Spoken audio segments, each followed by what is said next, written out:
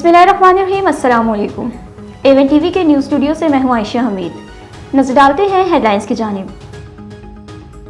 होशियार खबरदार, आज और कल इस्लामाबाद और पंजाब के कई अजला में तूफानी बारिश मुतवक्की। खैबर पख्तूनख्वा के मुख्तलिफ इलाकों में शदीद मौसम सूरत-ए-हाल रहने का इम्कान। पहाड़ी इलाकों में लैंड स्लाइडिंग और बर्फानी तोते गिरने का खदशा।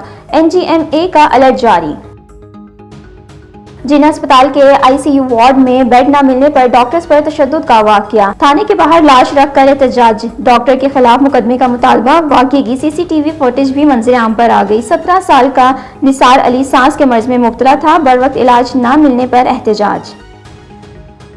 NA 213 उमरकोट के ज़मीनी इलेक्शन में पीपल्स पार्टी ने मैदान मार लिया। गैर हतमी तनाइश के मुताबिक सिपा पालतू कामयाब अपोजिशन उम्मीदवार लाल मालही का दूसरा नंबर।